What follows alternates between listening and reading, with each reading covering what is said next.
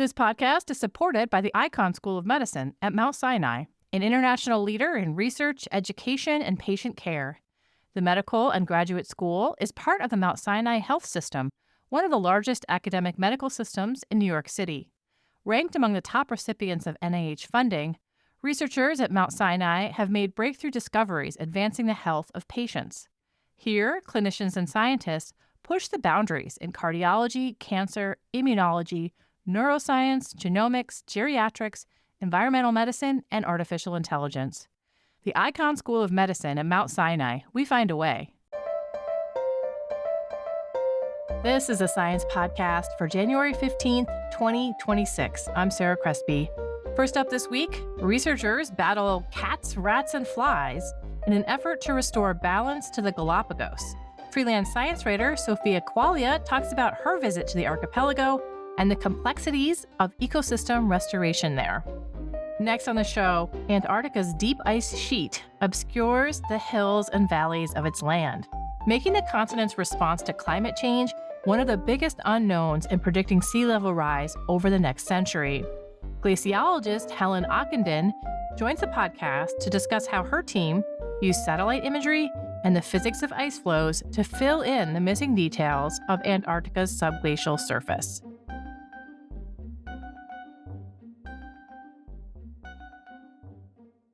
Now we have Sophia Quaglia. She's a freelance science writer. This week in science, she wrote about conservation and restoration efforts on an island in the Galapagos. Hi, Sophia. Welcome to the Science Podcast. Thanks so much for having me. Sure. The Galapagos are famous for their diversity, for this huge number of unique species there, maybe most famously for Darwin's finches, but there are penguins that only live there, and this is like the equator. And there are marine iguanas and, of course, all kinds of crazy tortoises. You actually had a chance to visit this kind of magical place. Where did you go? What was that like? The Galapagos is insane. So super beautiful, has loads of incredible nature. All the animals you listed, loads of underwater stuff. So I got to see hammerhead sharks and the mola mola, the biggest bony fish ever. So that was super exciting. I spent a couple of days on the island of Santa Cruz, which is their most kind of accessible to tourists and most populous island. I spent some time with researchers there. And then I spent one day on Floreana Island, which is kind of south of Santa Cruz, and you have to take a boat.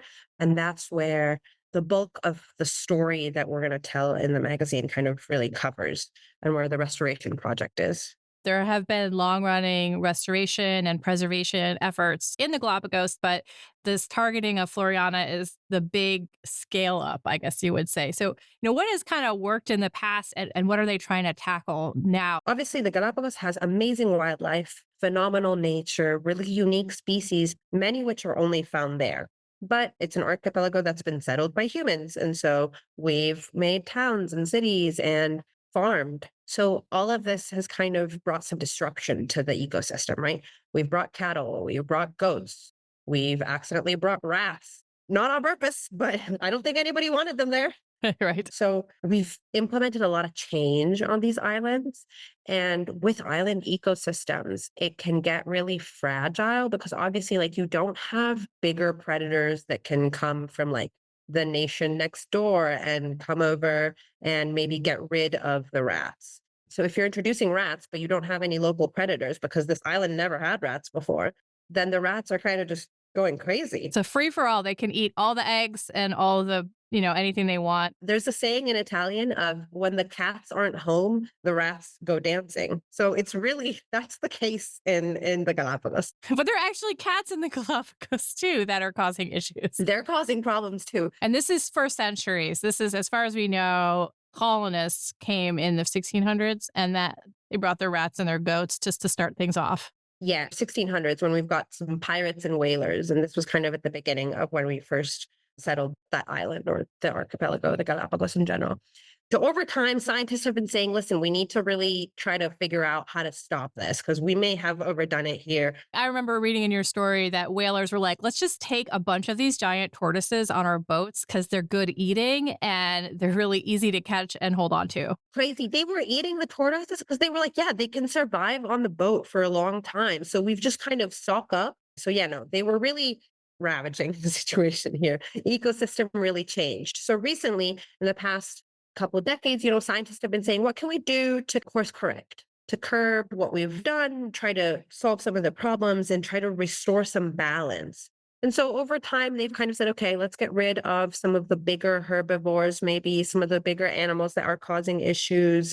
Let's try to think about how we corral our cattle. Let's try to get rid of any feral goats. So over time, since the late 90s, we kind of had this like process of figuring out, okay, how do you get rid of some invasive species?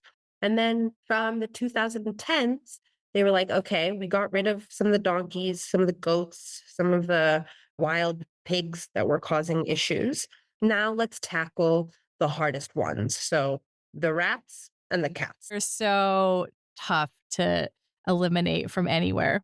And actually, I don't write this in the story, but the researchers did tell me obviously, this isn't the first time they try to get rid of rats.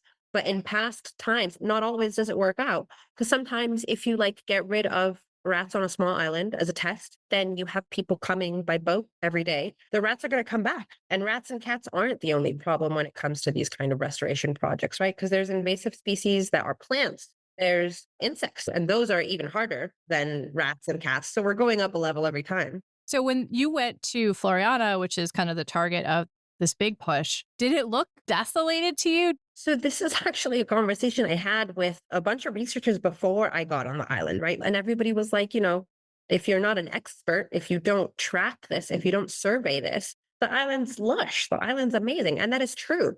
We walked into like fairy tale forest. It really looks magical and adventurous. To an untrained eye, it's hard to understand that there's little bits and pieces that are missing that are causing problems in the ecosystem. So yeah, no, walking around is phenomenal. Like it's beautiful. We had to drive really slowly because we didn't want to squish the iguanas because like they might just cross the road. That's so cool. Yeah. And I think when you get into the particulars, the complexity really surfaces. When you talk about the plants, there's Himalayan blackberry, which is an invasive species. It's a plant that shows up. I mean, it's here in Indiana. I remember when I lived in Oregon, it was everywhere there.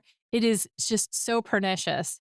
And how are they dealing with that in this tropical climate? And what are the effects of having it there in the Galapagos? That's actually, I think, the hardest one to understand is invasive because obviously, like, if you don't know that that plant's not supposed to be there, it just looks like lovely shrubbery everywhere, right? So it was introduced on purpose by farmers who were going to make blackberry juice. That's very big on mainland South America. Turns out the species they introduced was not juicy at all, was quite dry, Not juicy. not juicy enough to make juices. Oh, no. So then the farmers were like, now we're kind of screwed because this is just going everywhere. And it's just very good at reproducing. It's very sturdy. It handles the weather very well. And so it's just really expanded throughout the archipelago. The issue is that its fast spreading thickets are kind of really crowding the bottom of the forest. The forest from the top kind of looks fine because you've got like those native plants, the big canopy, but on the bottom, it's really crowding that space on the bottom of the forest. This means that A, new seedlings aren't getting much light, so they're not going to be able to grow. B, in the case of several birds, land birds on the Galapagos catch their prey mid-flight, right? They're like flitting and then grabbing a fly, grabbing a moth, and they need space to be able to do that. And so if the thicket is growing thick and bushy and kind of thorny everywhere, the birds can't fly around and grab their prey mid-flight. And so then they can't reproduce, they can't eat, they're not doing well. And the researchers are really racking their brains on how do we fix this in a way that's not too invasive because we want to get rid of it, but we don't want to harm the other plants. What do we do? So we've got manual labor. We've got a lot of people out there. But that's not scalable. Just sending many, many people out to identify a plant and hack away at it and stomp around in the forest. It's so much work. It's so much time. It's so much money. You need so many people to be able to do this. So they're also thinking about other ways. Biocontrol. Exactly, biocontrol. They are now looking at fungi, rust fungi, a fungus that maybe can go and leach on the plant, make it a little unhealthy, make it a little sick, so that it's not reproducing so crazy and rampant. They found a couple of these strains of rust fungi on the islands, on the archipelagos, but these clearly don't seem to be that aggressive. The researchers are going to continue looking and they're setting their sights on kind of the Himalayas. I thought this was so cool.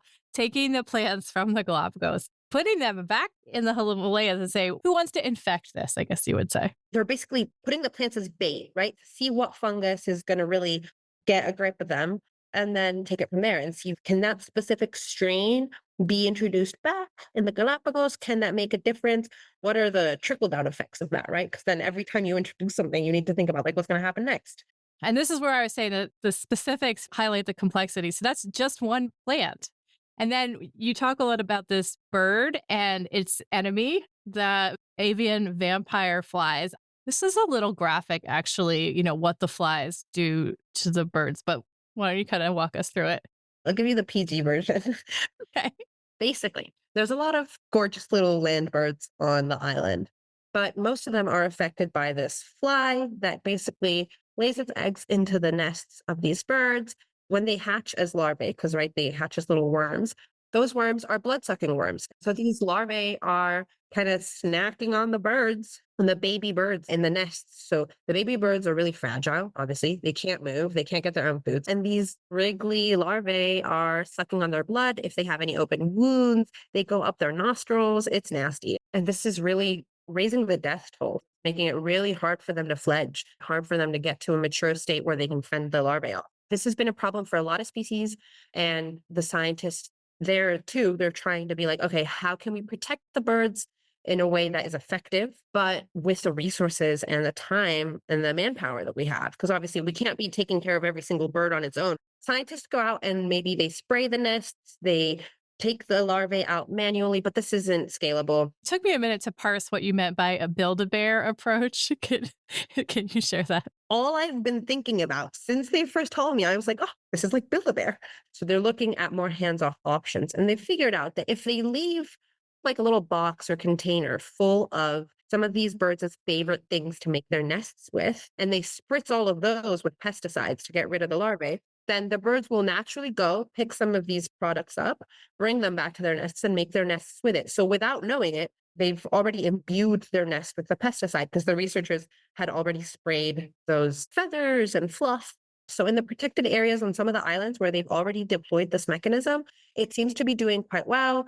The birds are doing better and they're managing to kind of fend off the larvae in a more hands-off way. They've deployed this on Floriana as well. Do you feel like there are lessons for other places that need restoration that can be taken away from this? Or are we just so specific when it comes to Galapagos? Oh, no, 100%. So, of course, the Galapagos is amazing and unique, and much of the flora and fauna on there is not found anywhere else. But the whole point of these restoration projects is they're not just one off. They don't just exist in a silo, right? They create a framework by which then you can kind of replicate this. And they had a lot of people from New Zealand, for instance, who contributed to this project because they had already done stuff that was similar in New Zealand. New Zealand, Australia, Hawaii, they're building on this framework and improving the framework. And then maybe this framework can be used again.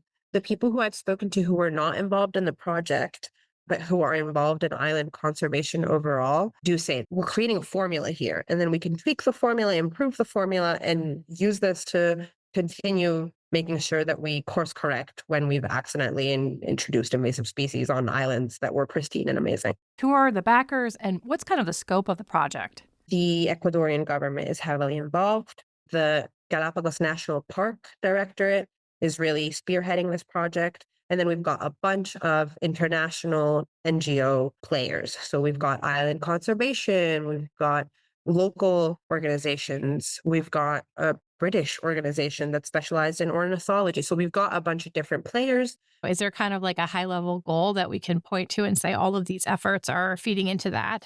They've got a 10-year plan. And they are hoping that by mid-2030s, they will have restored Floriana to a level where they've got 12 of the species that were locally extinct. They're bringing them back. So that's like tortoises and birds and stuff like that? It's mainly tortoises and birds. They're basically trying to get back to a level where there is natural balance. Invasive species aren't running rampant. Obviously not to like what Darwin had first seen because a lot has changed, but to a level where the 150 people who live on Floriana can live their lives and continue to do their commerce, but be surrounded by more of the native and original pristine nature that they were surrounded by earlier. Let's talk about the locals, actually. This was surprising how deeply they were involved in the process. Actually, the people, the 150 people who live on the island are real key parts of the process here. And again, I didn't manage to get into a lot of this in the piece, but we've got the organization, the researchers, the conservationists, they did one-on-one meetings with everybody who's living on the island because it's a small community, right? If you're going to be throwing poison all over the community, the people need to be kept in the loop. We've got a lot of the local people who were heavily involved in a lot of the decision making. Keep my pets out of this. How will you take care of my children? I'm a fisherman. What's going to happen if some of the pellets go into the water and the crustaceans eat it? They actually flew some of the local farmers out to mainland Ecuador to go and see different types of farming arrangements for like cattle. And then they came back to the Galapagos and implemented those. So better integrated with the wildlife, more sustainable for the farming, that kind of thing. And so that they were shielded from the eradication process as well. And I visited those farms. I visited those farmers and they were like, yeah, like they told us they were doing this eradication project. We came with lists. We came with ideas. We were ready. We had a whole bunch of thoughts. So the farmers and the community really, really heavily involved because also the more nature, the more rewilding and restoration happens on the island, the more they're going to also be able to benefit. Their cattle will benefit, their agriculture will benefit, the tourism will benefit. So it's really important that they get to have a say on what's happening because I mean, they're the ones living on the island.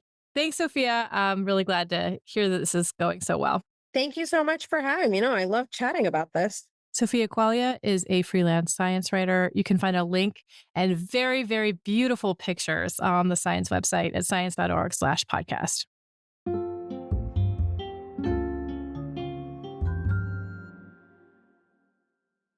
We know more about the surface of the planet Mercury than we do about Antarctica's surface. The immense ice sheet covering much of the continent averages about 2 to 3 kilometers. No one goes to Hank's for spreadsheets. They go for a darn good pizza. Lately, though, the shop's been quiet, so Hank decides to bring back the $1 slice. He asks Copilot in Microsoft Excel to look at his sales and costs and help him see if he can afford it. Copilot shows Hank where the money's going and which little extras make the dollar slice work. Now Hank has a line out the door. Hank makes the pizza, Copilot handles the spreadsheets. Learn more at m365copilot.com/work. She does a lot for your family. Mother's Day is your chance to show her you see it, with a gift from a brand trusted for generations to help people get the moment right. 1-800-Flowers. With double blooms from 1-800-Flowers, buy 1 dozen roses and get another dozen for free. It's a bigger gesture, backed by 50 years of experience delivering fresh flowers, so you can feel confident sending something that lands. Show up for her with double blooms at 1-800-Flowers.com/Spotify. That's 1-800-Flowers.com/Spotify. In thickness, obscuring the underlying land, leaving uncertainty in its contributions to the cryosphere and climate feedbacks. This week in science, Helen Akinen and colleagues wrote about mapping Antarctica's subglacial surface in great detail. Hi, Helen. Welcome to the Science Podcast. Hi, Sarah. It's great to be here. There are thousands of scientists coming and going to Antarctica every year, and they care about the ice sheet. They care about the land underneath. What has mapping been like up until now? Like, what have we learned before what happened for your paper? So previously, to map the surface of the land, the rock underneath the ice, we've mostly used airborne surveys. And those surveys, they're like linear flight lines, like similar to if you fly across the US, you see what's underneath your plane, but you don't really see what's far away in the distance on either side. And there are millions and millions of data points along these flight lines across the whole of Antarctica. But Antarctica is a massive continent, and there are places where we're like 5 or 10 or even 100 kilometers from the nearest flight line. And previously, when we've been mapping this subglacial surface, we've been using various methods to kind of interpolate and fill in the gaps between those direct observations of what's going on. But there's been a real discrepancy between the level of detail that we have along the lines and the level of detail that we have to fill in those gaps. And those lines, those flight lines, they were using, when we say mapping there, are they looking through the ice? So they're using radar technology to see through the ice. So we can see the surface of the ice from satellites and from pictures, things like that. But to see the surface of the rock underneath the ice, it's much more difficult because there's, as you said, there's this 2 or 3 kilometer thick ice above the surface, and you can't just see through the ice. It's not transparent. It's kind of full of snowflakes and crystals and air bubbles and all these things that make it really difficult to see through optically, but we can use radar technology to see through the ice. What's changed here? What did you do differently? So in the places where we have these radar observations of what's happening with the rock underneath the ice, we notice that often we see features in the landscape underneath the ice, and then we see sort of echoes of those features in the surface of the ice. They're much smaller undulations, but they still exist and they're still there.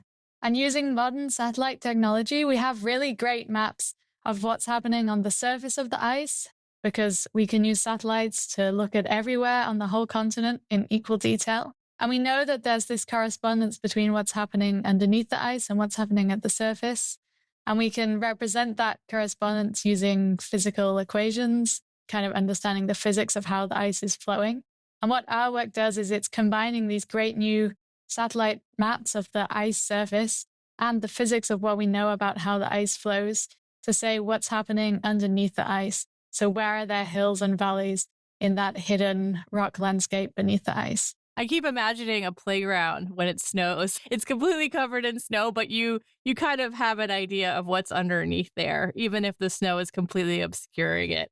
And then taking this, like you took the physics, you took the imagery, and you said, here's what's underneath the ice. But then you also went back to that data set from the radar and said, we're going to ground truth this and incorporate this to get as much detail and as much reality in here.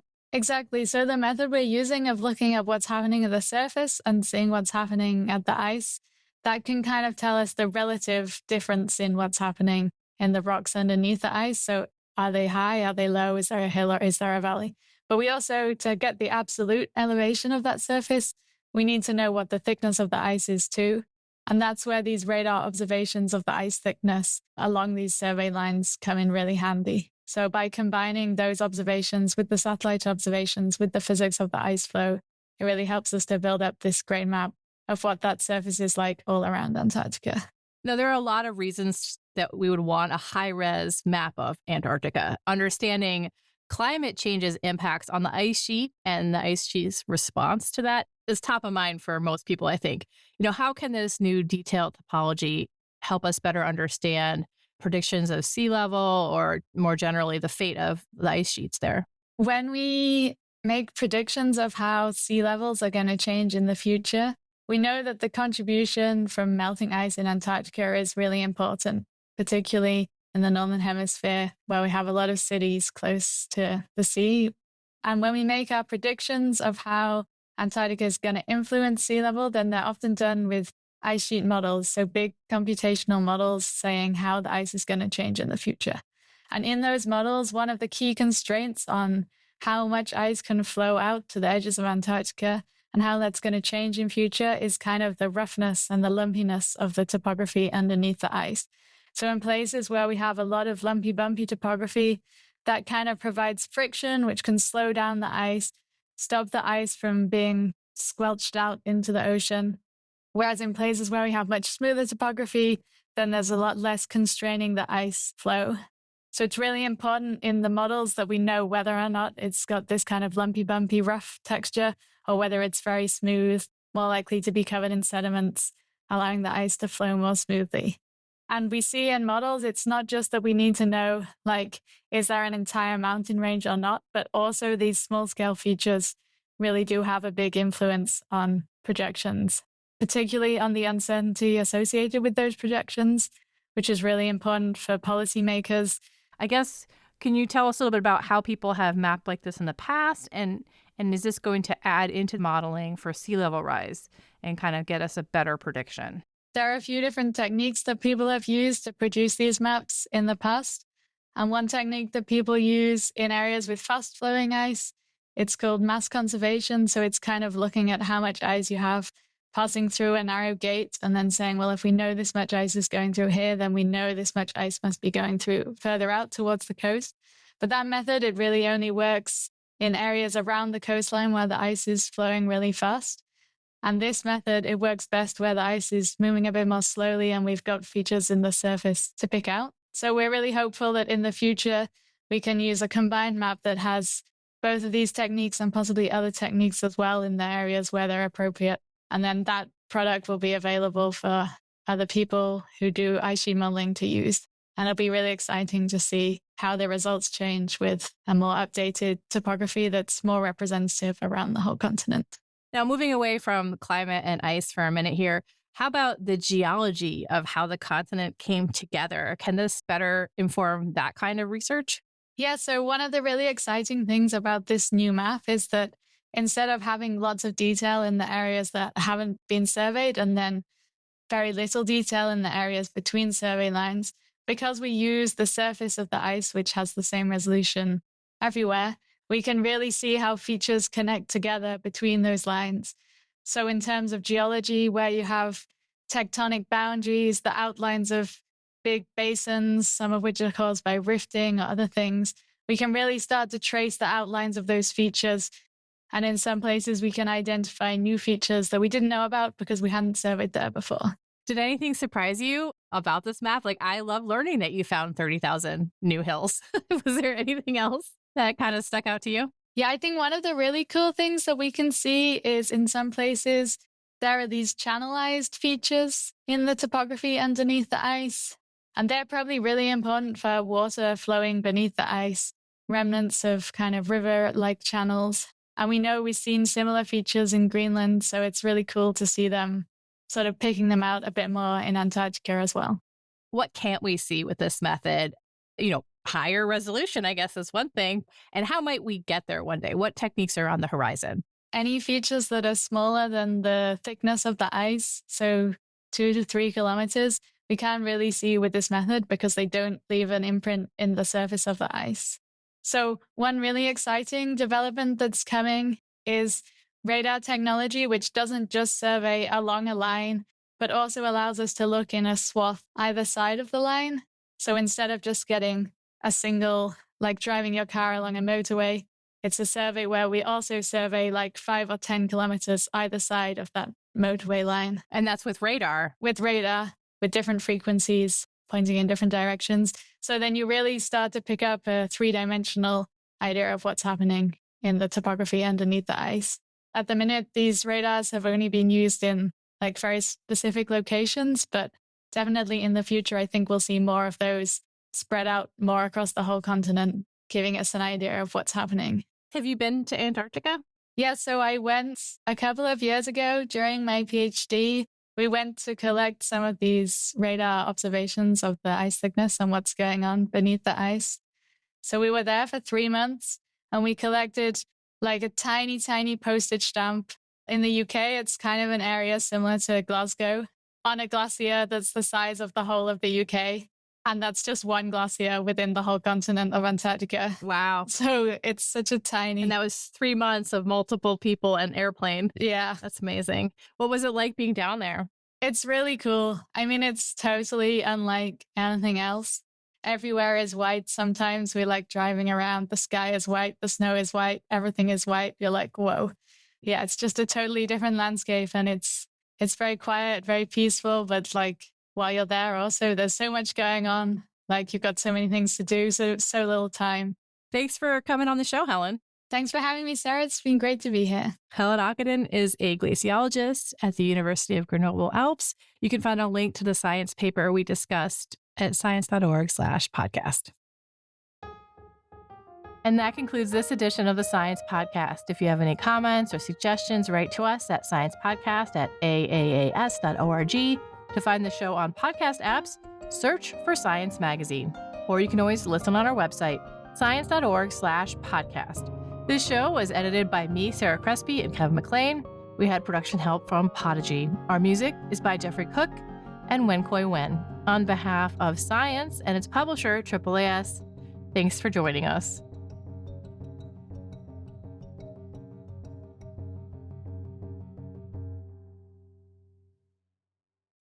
Meet the new iSIMS, the single talent acquisition platform that's fully future-ready. It works wherever and however you hire, with insights no one else offers. One solution that fits seamlessly into your existing tech stack, which is why IT and HR leaders trust it. With the best of enterprise-grade software and AI, iSIMS helps you identify and secure the right talent faster. iSIMS, powering exceptional hiring. Learn more at isims.com.